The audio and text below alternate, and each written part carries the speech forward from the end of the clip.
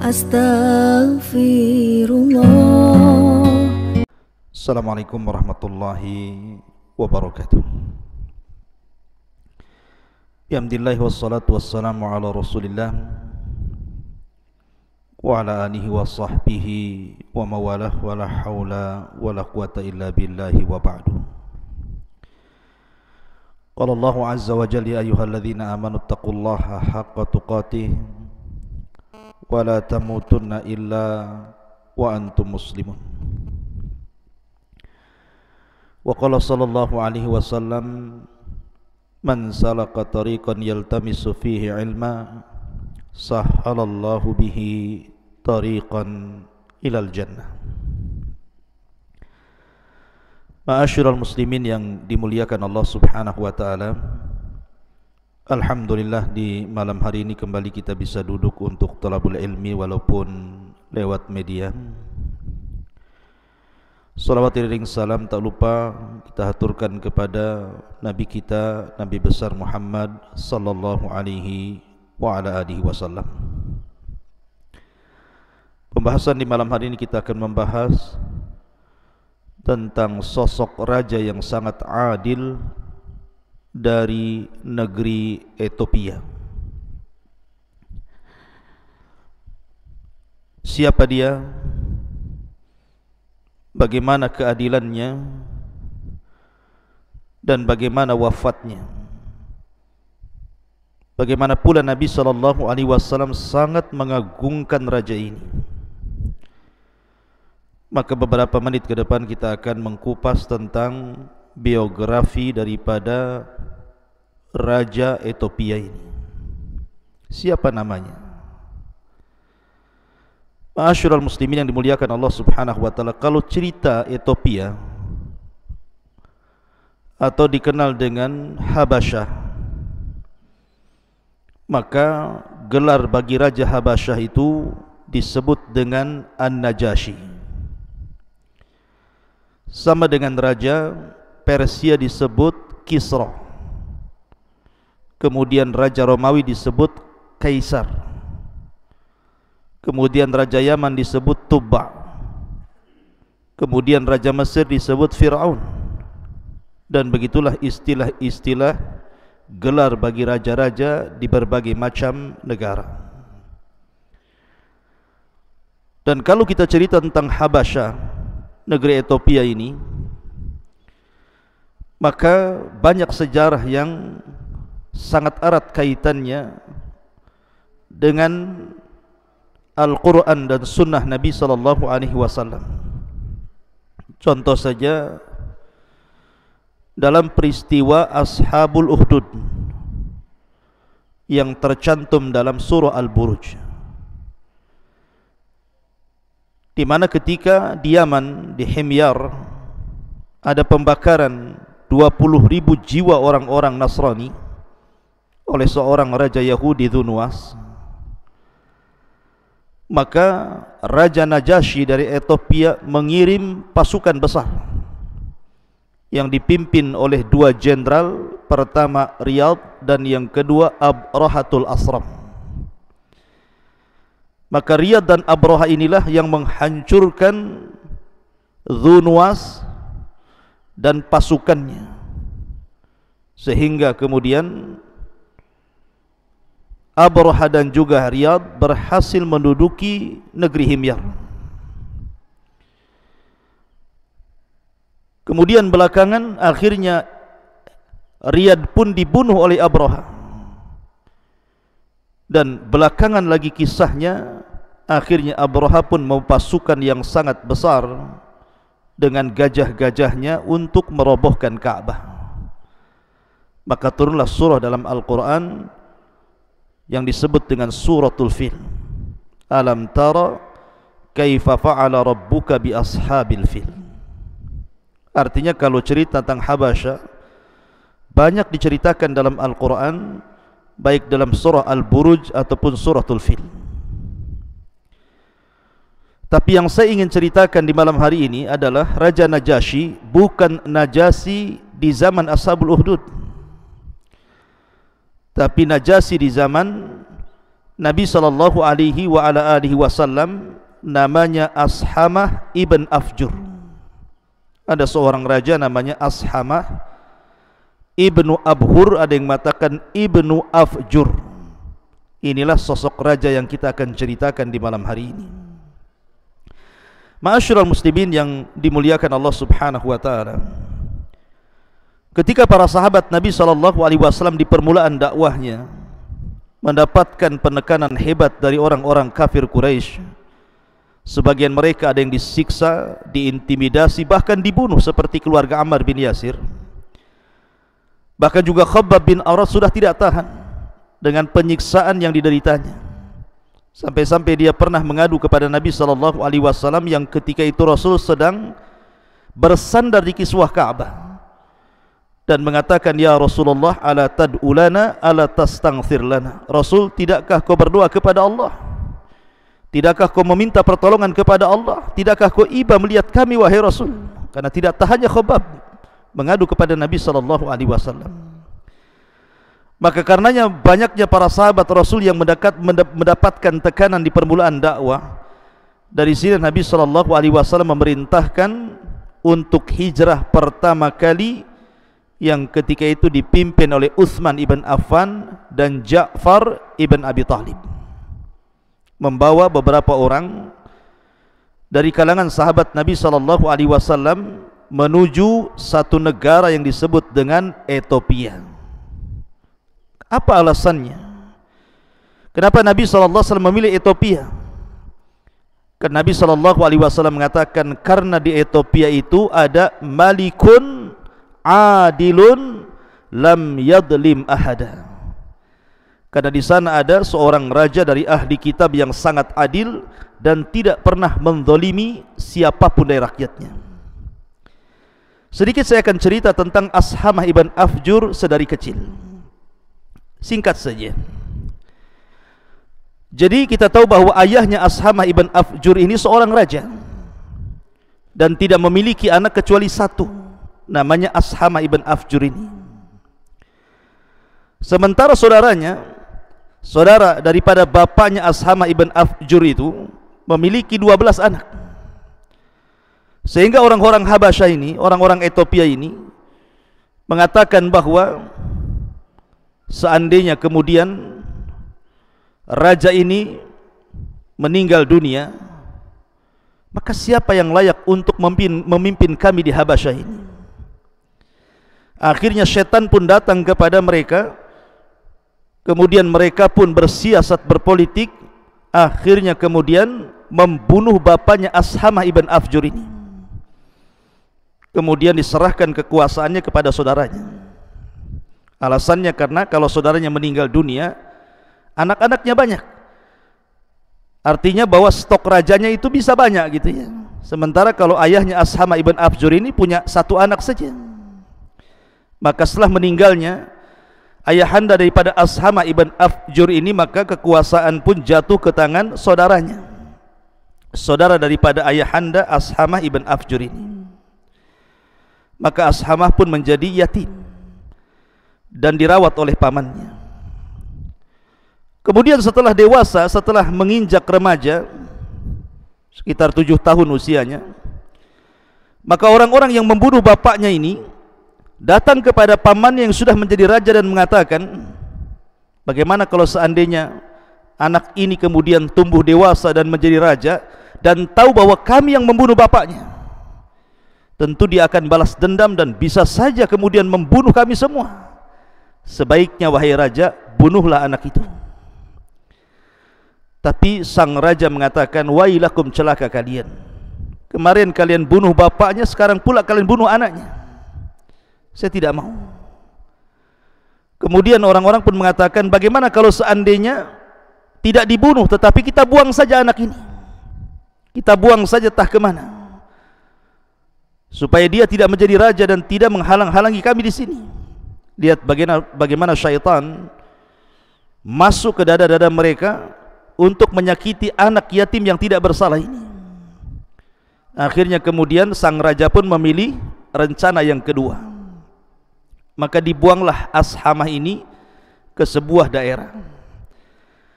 Lah pada waktu yang sama, tiba-tiba kemudian langit gelap. Kemudian terjadi badai yang sangat besar, membawa petir yang luar biasa. Rupanya badai itu menghempas istana, sehingga ada satu tiang istana itu roboh dan mengenai sang raja. Kemudian matilah sang raja ini, sehingga menjadi kekosongan, tidak ada pemimpin di Habasyah itu. Maka rakyat Habasyah bingung, siapa yang layak untuk menjadi pengganti sang raja. Karena ketika itu Habasyah ataupun Ethiopia sedang dirongrong oleh musuh dari luar dan hendak diserang. Akhirnya ketika melihat anak sang raja yang 12 orang itu, tidak ada satupun yang layak menjadi pemimpin ataupun menjadi raja di Habasyah, kecuali Ashamah Ibn Afjur. Walaupun masih remaja, tetapi memiliki kecerdasan di atas rata-rata. Maka menyesallah orang-orang ini dan mengatakan, bagaimana kalau seandainya kita cari lagi Ashamah itu, kita jemput, bawa lagi ke kerajaan, kita jadikan raja kita lagi. Akhirnya dicarilah Ashamah yang sudah dibuang itu, kemudian sudah ketemu, dibawa ke istana, kemudian diletakkan di singgasana raja, kemudian dinobatkan menjadi Raja Ethiopia. Itulah Raja Najasyi yang namanya Ashamah Ibn Afjur. Setelah kemudian Ashamah pun tumbuh menjadi dewasa, maka Ashamah berhasil melindungi negara Ethiopia dari serangan-serangan musuh. Bahkan dikenal dengan keadilannya, dan masyarakat Ethiopia belum pernah merasakan kenyamanan, ketentraman hidup di negeri Ethiopia melainkan ketika Ashamah menjadi raja. Itulah berkah keadilan dari Allah Subhanahu wa taala, tidak memandang mukmin kafir. Kalau memang raja ini adil, maka akan diberkahi sebuah negeri itu. Ma'asyiral muslimin yang dimuliakan Allah Subhanahu wa taala. Lah ketika Ashamah Ibn Afjur itu menjadi raja Ethiopia, disinilah cerita dimulai. Para sahabat Nabi SAW hijrah dari Mekah menuju Ethiopia, meminta suaka kepada Raja Ashamah Ibn Afjur dan diizinkan tinggal di Ethiopia. Dan para sahabat Nabi SAW belum pernah merasakan senyaman beribadah ketika tinggal di Mekah, kecuali setelah hijrah di Ethiopia. Barulah mereka merasa nyaman ibadah, mentauhidkan Allah, taat kepada Allah, menghabiskan waktu-waktunya untuk beribadah, dan mereka merasa nyaman. Masalahnya, orang-orang musyrik Arab ini, mereka tidak terima kalau kemudian gelombang hijrah itu terus-menerus berlangsung dari Mekah ke Ethiopia. Bisa saja kemudian belakangan hari mereka membuat kekuatan, akhirnya menyerang balik. Akhirnya kemudian pembesar Quraisy pun mengutus dua tokoh mereka. Pertama Amr ibn As sebelum masuk Islam, dan juga Abdullah ibn Abi Rabi'ah. Ini dua tokoh Quraisy diutus oleh pembesar Quraisy untuk menggagalkan hijrah mereka. Kalau bisa orang-orang yang sudah di Ethiopia itu dideportasi kembali, dipulangkan ke Mekah. Apalagi Amr bin As ini seorang tokoh yang sudah dikenal baik di Syam, baik di Yaman ataupun di Ethiopia, karena sering safar ke sana kemari dalam rangka berniaga, sehingga namanya besar Abdullah ataupun Amr bin As radhiyallahu anhu sebelum masuk Islam ini. Berangkatlah Amr bin As dengan Abdullah ibn Rabi'ah membawa hadiah yang sangat banyak untuk menyogok Raja Habasyah dan menteri-menterinya agar orang-orang Mekah itu dipulangkan kembali ke Mekah.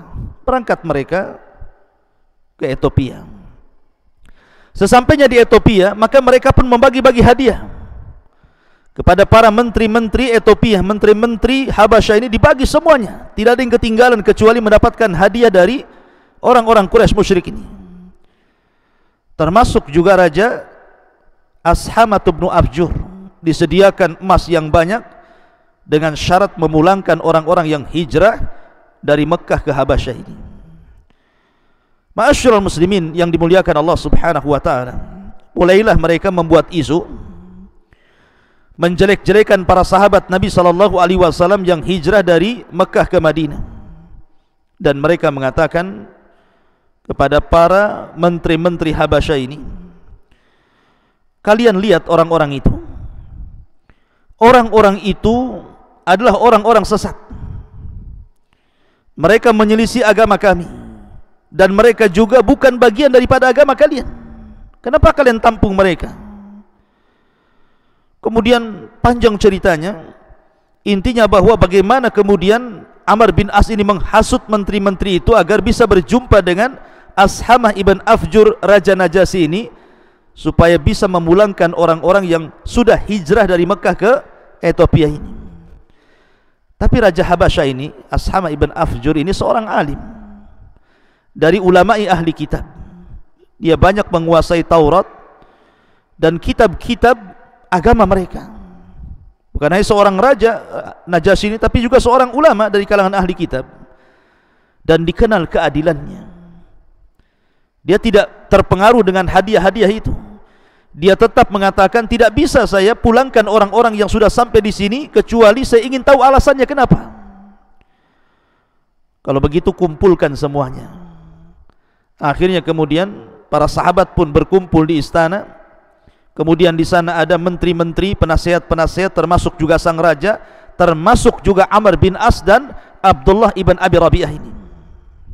Di sinilah terjadi munaqashah, dialog dari tiga posisi ini. Ma'asyiral muslimin yang dimuliakan Allah Subhanahu wa taala, mulailah kemudian Ja'far yang ketika itu menjadi jubirnya, juru bicara para sahabat Nabi sallallahu alaihi wasallam, mengemukakan alasannya di hadapan sang raja. Apa kata dia?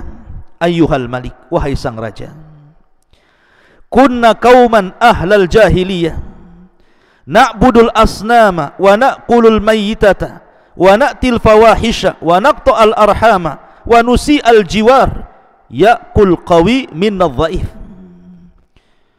Kata Ja'far bin Abi Talib, wahai sang raja, kami ini kaum jahiliyah dulunya. Kami suka menyembah berhala, memakan bangkai, berzina, memutus silaturahim, buruk dengan tetangga.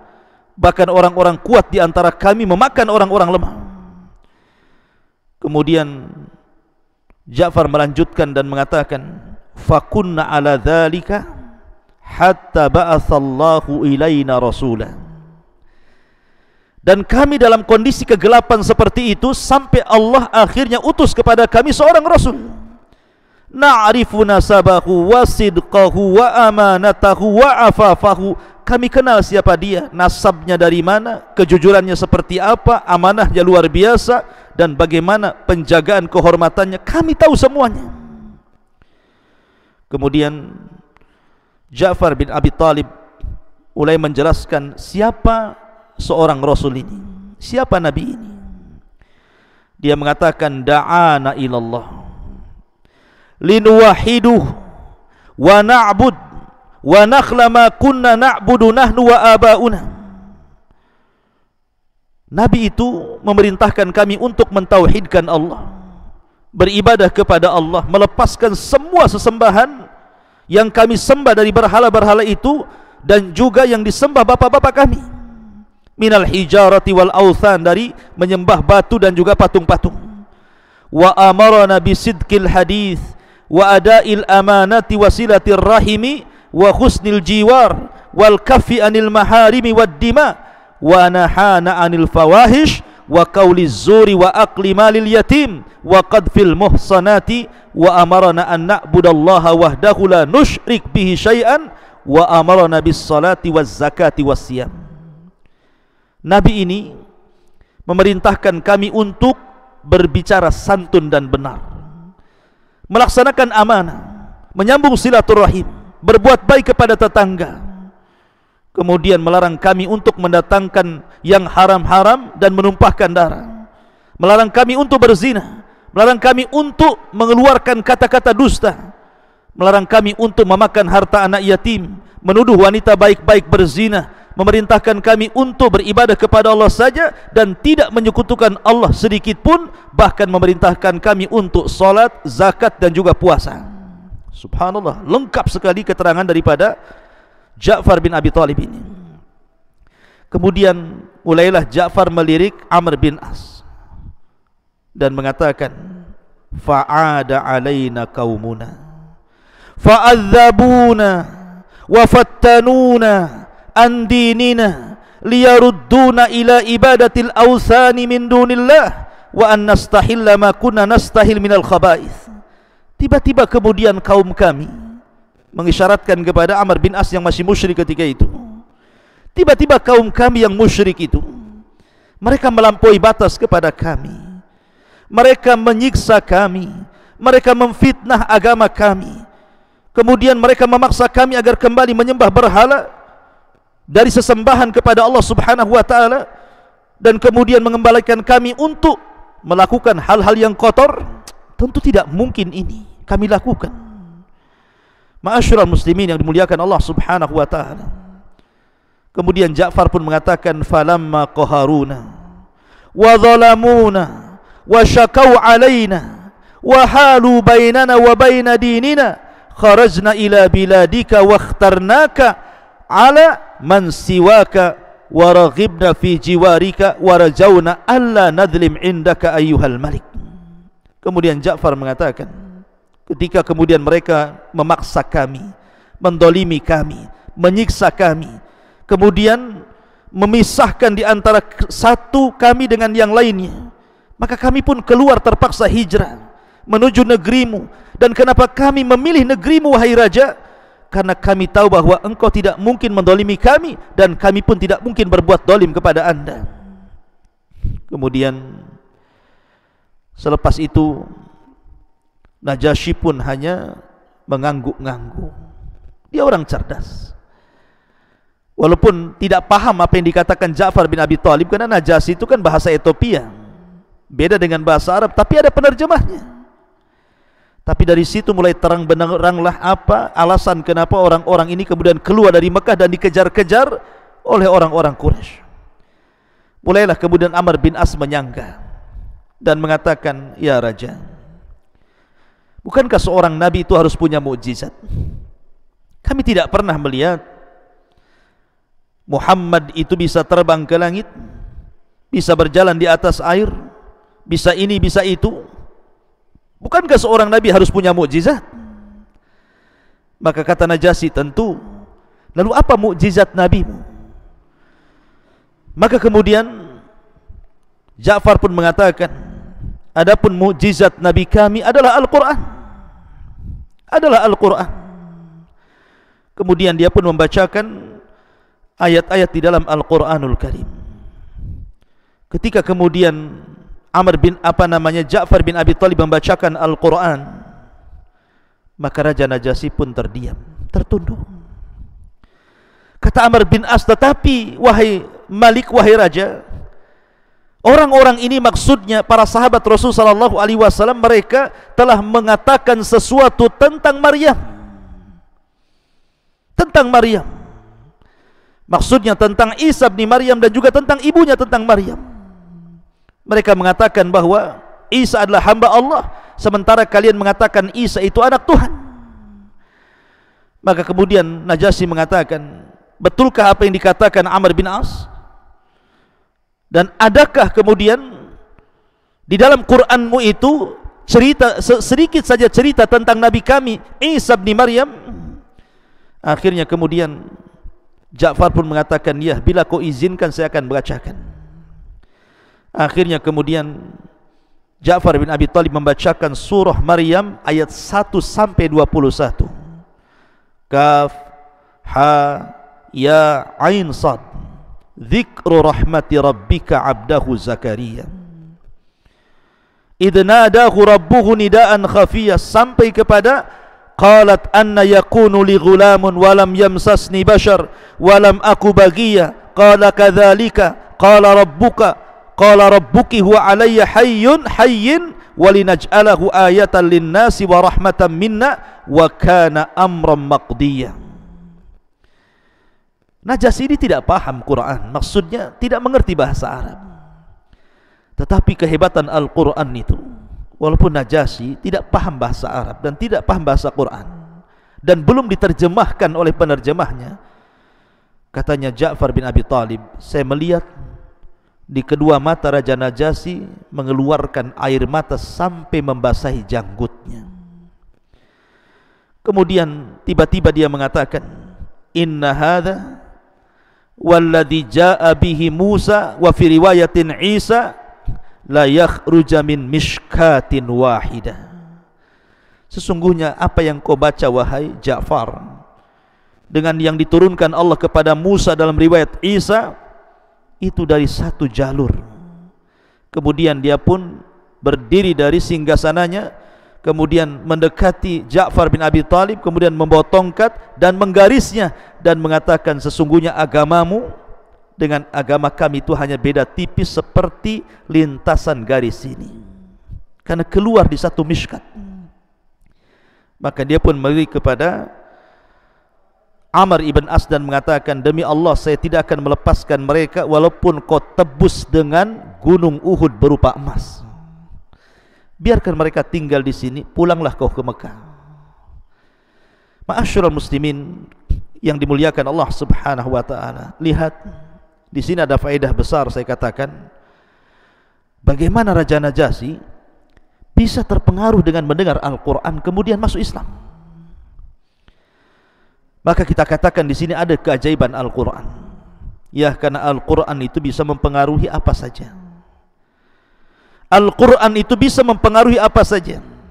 Bisa mempengaruhi gunung, bisa mempengaruhi batu, bisa mempengaruhi hewan, bisa mempengaruhi bangsa jin, bisa mempengaruhi para malaikat, alam malaikat, bahkan bisa mempengaruhi orang kafir sekalipun. Apalagi orang-orang yang beriman yang membacanya. Di zaman Nabi SAW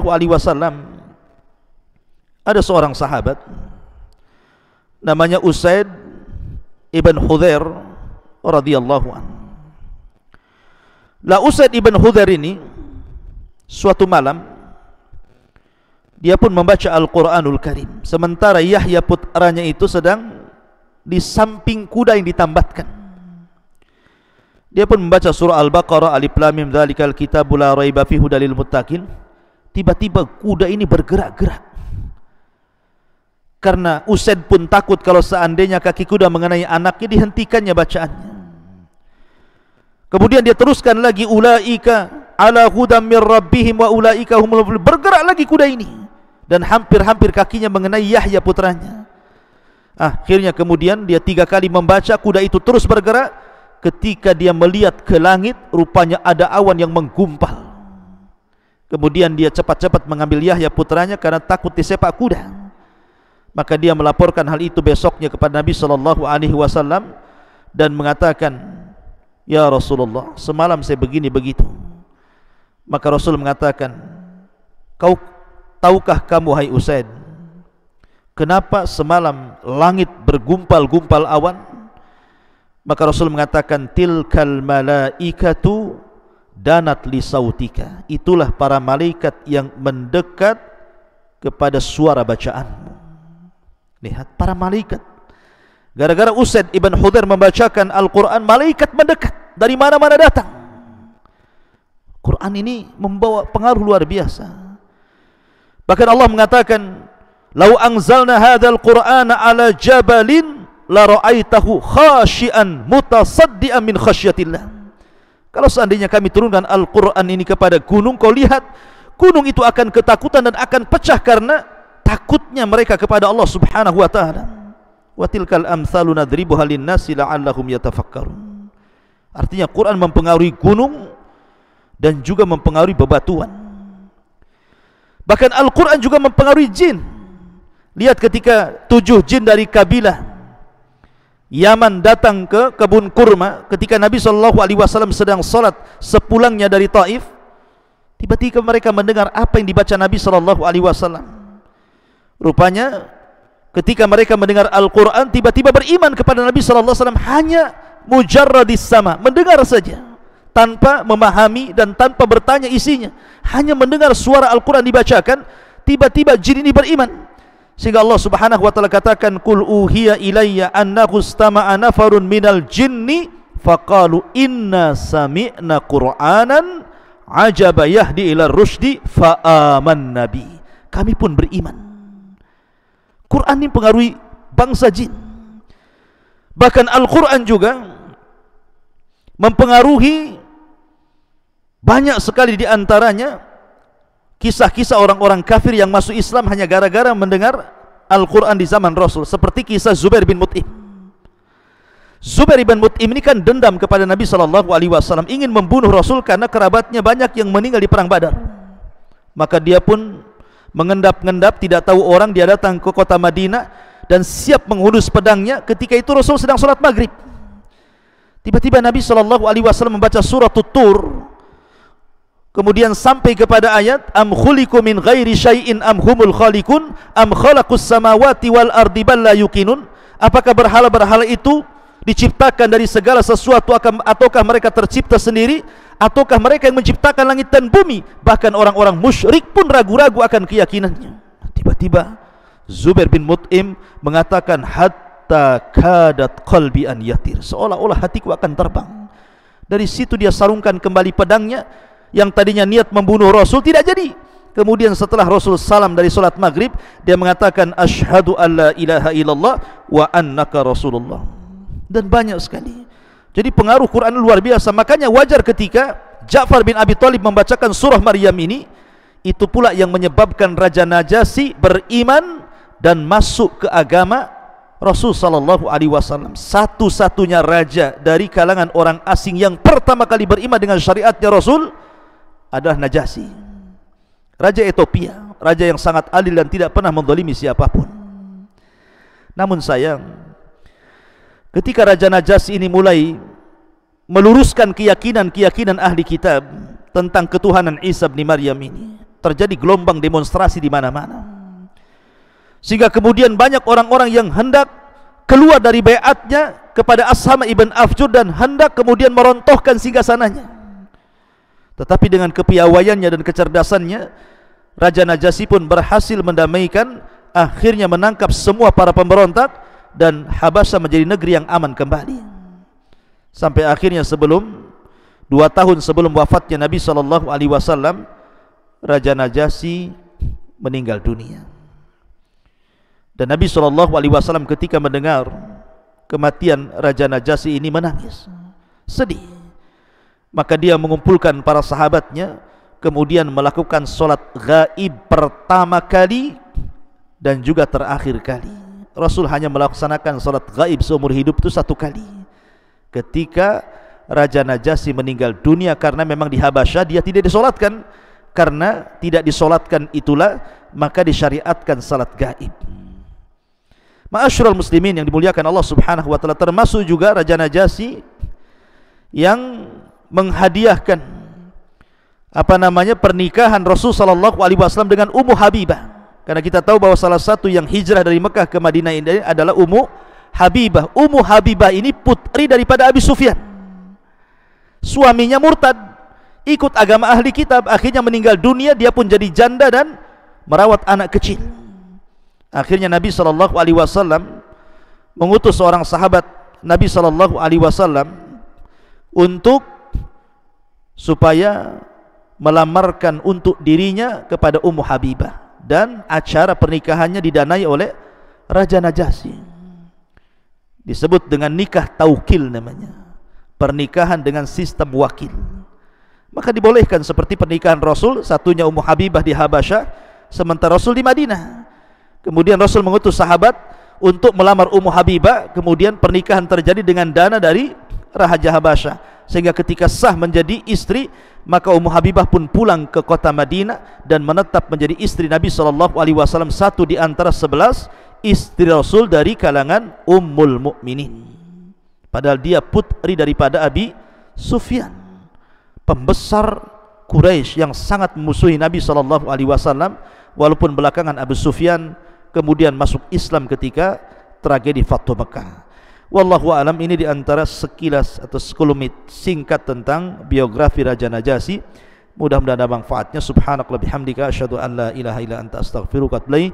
Allahu ta'ala alam. Assalamualaikum warahmatullahi wabarakatuh.